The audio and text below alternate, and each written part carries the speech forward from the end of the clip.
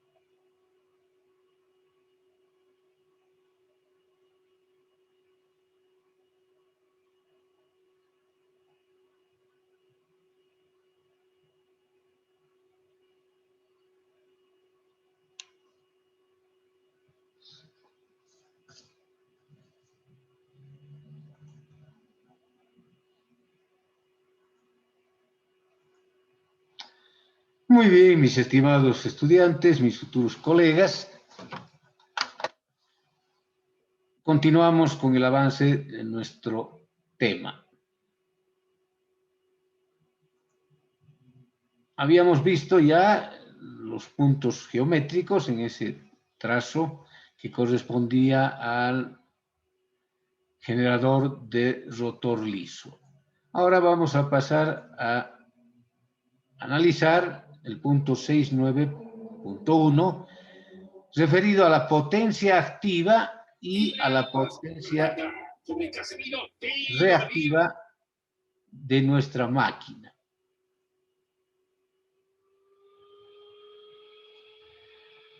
Esto ya conocemos. E es la FEM, la fuerza electromotriz inducida, que es igual a la tensión en bornes más la caída de tensión en la impedancia síncrona. La caída de tensión en la impedancia síncrona es el producto de la corriente del inducido por la impedancia síncrona. Pero sabemos que la impedancia tiene dos componentes: la resistencia efectiva, resistencia del inducido, y la reactancia síncrona en el eje imaginario.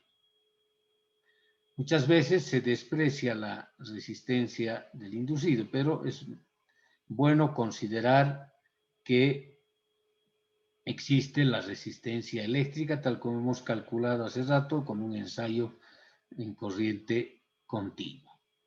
Luego, esta tensión en bornes tiene un módulo y normalmente se adopta el ángulo cero, vale decir,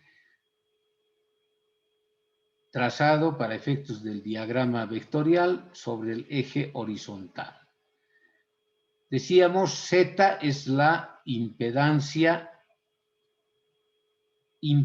síncrona, que para efectos de cálculo, para calcular el módulo, se tiene esta expresión: raíz cuadrada de la resistencia del inducido al cuadrado más la reactancia síncrona al cuadrado. La corriente del inducido es igual a un módulo con un ángulo θ. En este texto utiliza θ en reemplazo de phi, pero este es el ángulo de factor de potencia. Luego es posible calcular la corriente del inducido o de armadura teniendo en el numerador, un minuto por favor,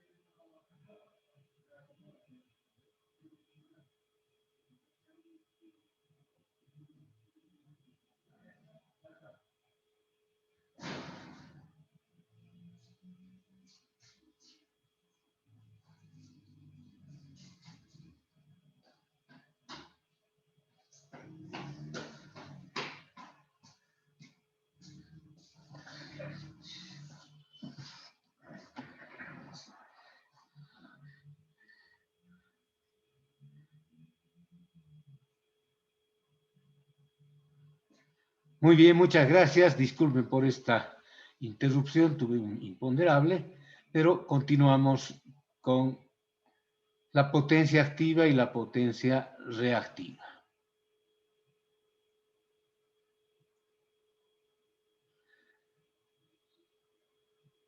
Veíamos que la corriente del inducido puede ser calculada por la diferencia entre la FEM y la tensión en bornes sobre la impedancia. Tenemos acá FEM menos tensión. Aquí sí hacemos notar los términos. E para FEM, fuerza electromotriz inducida, y B para tensión terminal o tensión en bornes. Y en el denominador tenemos la impedancia síncrona. De tal manera que la potencia aparente S, que es igual a multiplicar la tensión en bornes por la corriente, nos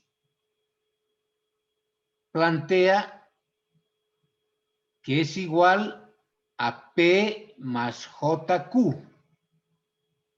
P es la potencia activa, potencia útil, que se mide en vatios, y Q es la potencia reactiva, que se mide en volt-ampere reactivos. Y la potencia aparente está en volt-ampere. Múltiplos tendríamos kilovolt-ampere, megavolt-ampere. O lo mismo para la potencia tenemos vatio, kilovatio, megavatio. Y para la potencia reactiva tenemos el volt-ampere, el kilovolt-ampere y el megavolt-ampere como unidades más utilizadas. Muy bien, entonces esto es importante porque define la potencia activa y la potencia reactiva, que en la suma geométrica o tomando en cuenta la notación compleja, P más JQ es igual a S. S, potencia aparente. P, potencia activa. Q, potencia reactiva. Muy bien.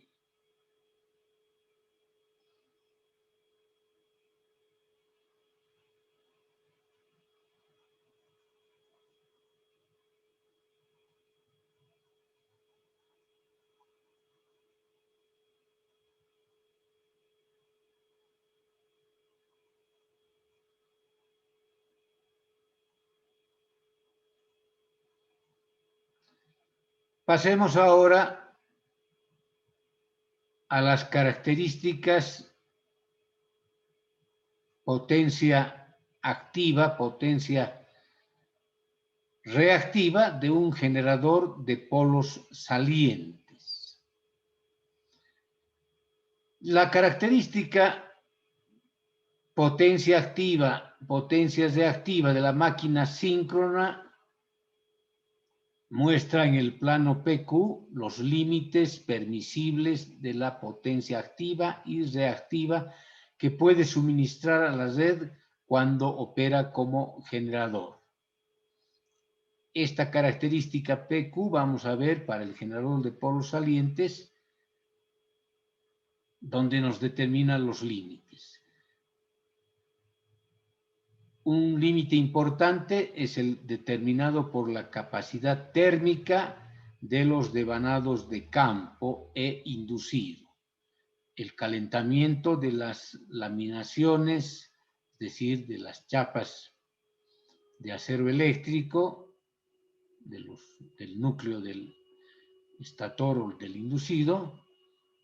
También los límites que nos permite la potencia de la turbina o máquina motriz veíamos la potencia que nos puede entregar la máquina motriz, que puede ser un motor diésel, una turbina, y el límite de estabilidad permanente.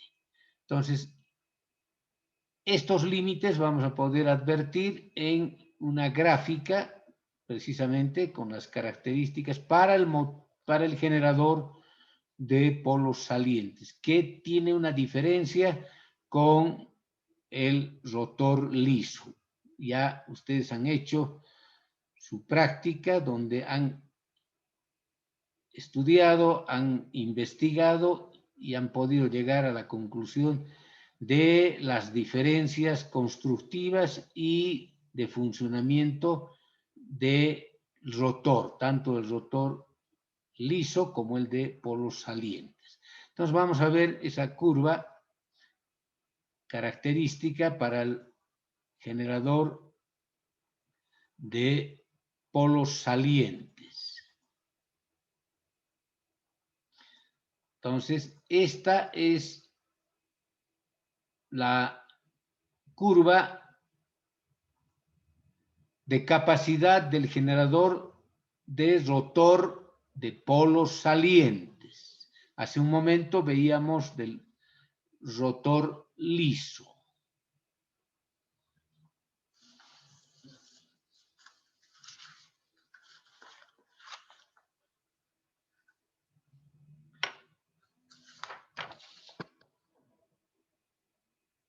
Estas curvas se trazan de la siguiente manera.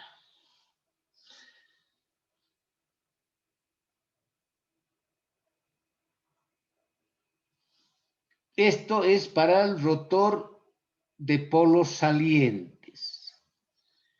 Se trazan los ejes, el vertical para la potencia reactiva, más Q y menos Q. Y el eje horizontal corresponde a la potencia útil, a la potencia aprovechable o potencia activa. Muy bien. Haciendo centro en el punto 0 con un radio determinado, se traza una semicircunferencia, que es el trazo en color azul, que corresponde, como está escrito acá, a la potencia aparente, que es igual a raíz cuadrada de 3 por la tensión nominal por la corriente nominal. Entonces, esta es la potencia aparente de la máquina descrita por la semicircunferencia en azul. Con un ángulo phi, que es el ángulo de factor de potencia, se traza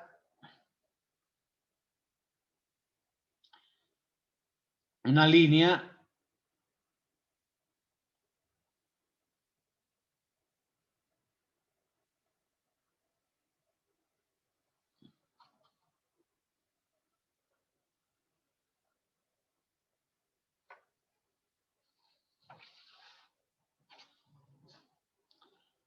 que va desde 0 hasta M.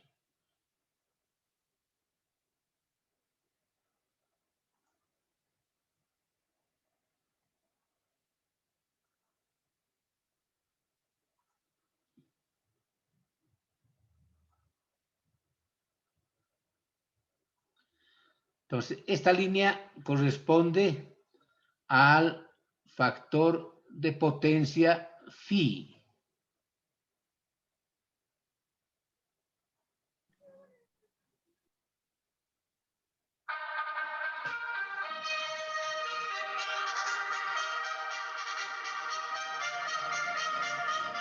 Perdón, estoy en clases, yo te voy a llamar.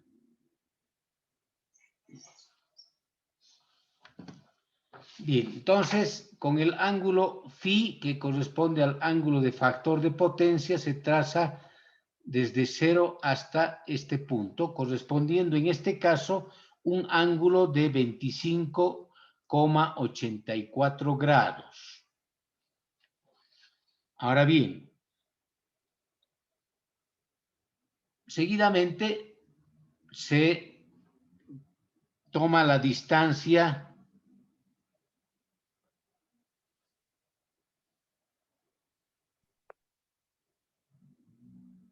desde este punto, que casualmente está en verde, se toma una distancia desde este punto hasta M y con esta distancia se corta el eje Q. El eje Q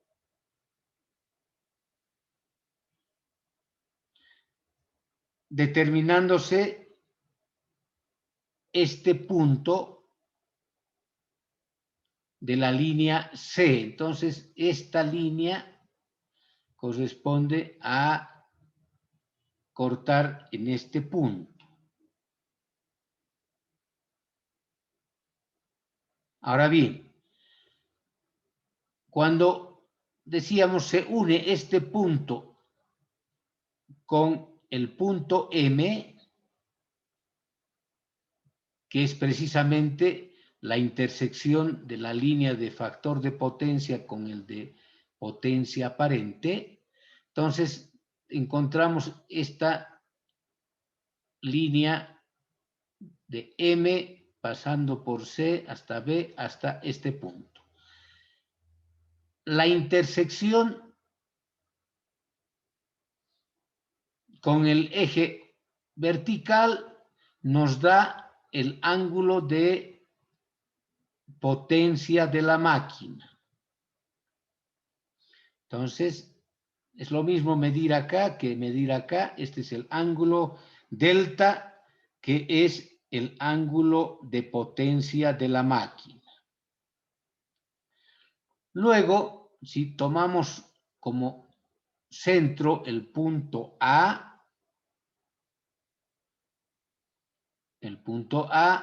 que es exactamente la mitad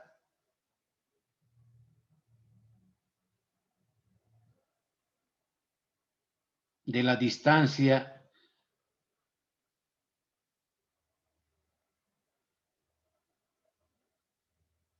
este punto A es la mitad exactamente de esta distancia. Entonces, haciendo centro en A, se traza una semicircunferencia, un cuarto de circunferencia, que viene a ser precisamente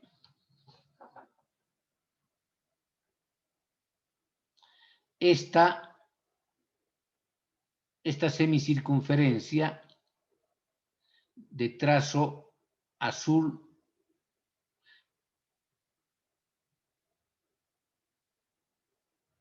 que corresponde al círculo o a la semicircunferencia que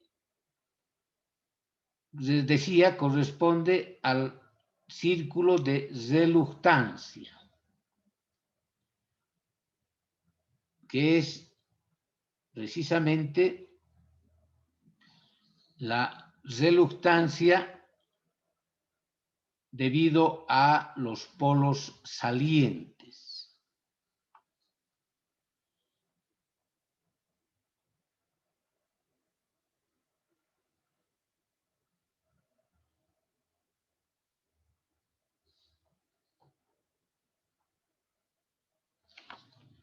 Muy bien. De la intersección de la semicircunferencia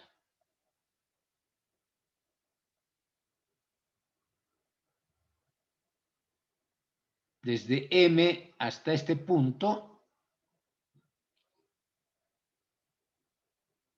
se traza una línea recta hasta este punto. Y ahí nos aparece el ángulo doble, que sería el ángulo doble de potencia de la máquina.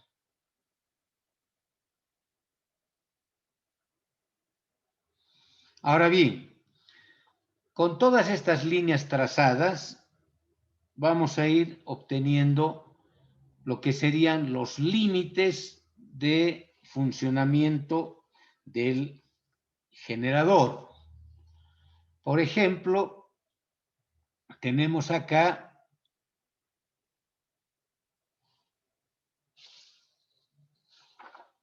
el límite de corriente de campo,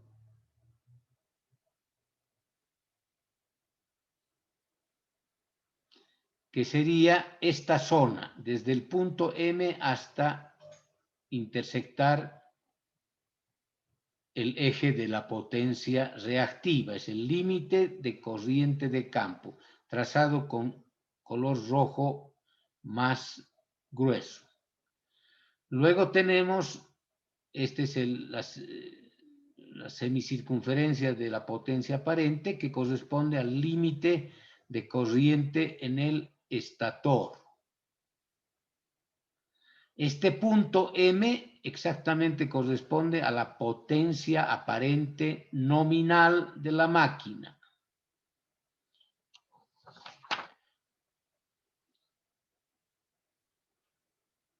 Luego existen unas líneas auxiliares, como la que se traza desde A a B y se prolonga, que corresponde al límite práctico de estabilidad permanente. Y con un desplazamiento del 10% se tiene el límite teórico de la estabilidad permanente. De esa manera, entonces, estos son los puntos geométricos singulares de la máquina de polos salientes. Esta configuración tiene alguna diferencia con relación a la curva característica del generador de rotor liso. Pero esto más que todo es un análisis para encontrar estos límites. Muy bien.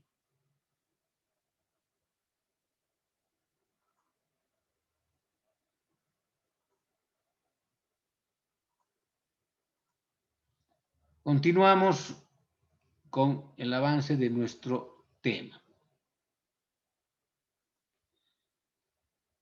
El punto 6.10.1 se refiere a las restricciones en la operación de las máquinas síncronas, sea de rotor liso o de rotor de polos salientes. Las máquinas tienen algunas restricciones en cuanto a su operación. ¿Precisamente para qué? Para que la máquina no se deteriore, no sufra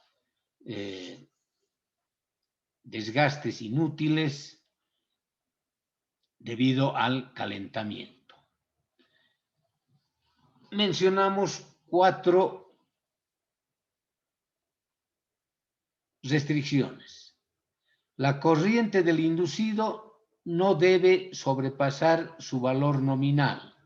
Esto quiere decir que un generador no debe trabajar por encima de su valor nominal. No puede sobrecargarse sobre el valor nominal. Primera restricción. La segunda restricción corresponde a la corriente de campo o de excitación. No debe exceder el límite permitido. O sea, el generador no debe sobreexcitarse. Tercera restricción. Debe mantenerse la estabilidad del generador. Por eso habíamos visto unas líneas que determinan la estabilidad tanto teórica como práctica del generador. Y una cuarta restricción, no exceder la potencia de la turbina. O sea, la turbina o la máquina motriz primaria no debe exceder su potencia. Ahora bien, el lugar geométrico del límite térmico del devanado de campo se denomina limacón de Pascal. Es un denominativo un tanto antiguo, pero vale la pena mencionarlo. El lugar geométrico del límite térmico del devanado de campo se denomina limacón de Pascal. Precisamente vamos a recordar dónde está el límite de corriente de campo. Este es limacón de Pascal. A este límite se denomina de esa manera. Muy bien.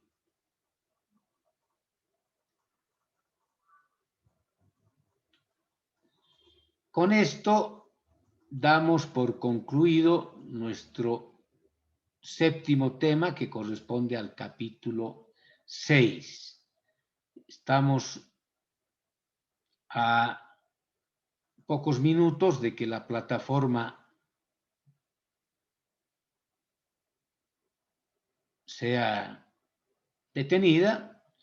Vamos a quedarnos acá. Hemos concluido un nuevo tema. Creo que estamos bastante bien en cuanto al avance. Nos va a permitir tener una holgura para llegar a los exámenes.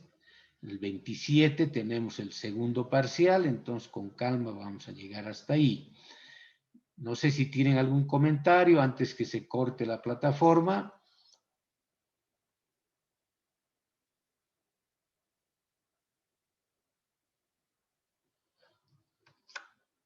¿No quieren opinar, hacer preguntas?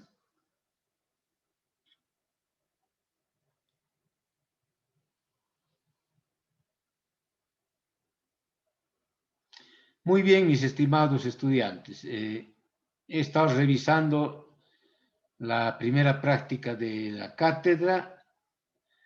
Los que ya he revisado están muy bien, se han tomado el tiempo para resolver los ejercicios y también he visto bastante trabajo de investigación en la parte teórica, lo cual me agrada mucho y a los que hicieron de esa manera quiero felicitarlos. Ese complemento que han podido encontrar en diferentes libros o información de internet está muy bien, complementa lo que es el avance de la materia a través de nuestro texto y de nuestras clases virtuales. Muy bien, entonces nos quedamos acá, esto se va a cortar, nos despedimos, cuídense, cuiden a sus padres y yo estoy seguro que pronto vamos a conocernos personalmente y ya la normalidad a nuestras vidas va a llegar. Hasta luego, jóvenes, que les vaya muy bien. Hasta luego, ingeniero. Hasta Hasta luego. luego, Inge, se cuida también. Chao, chao muchachos, gracias. Nos vemos la próxima semana.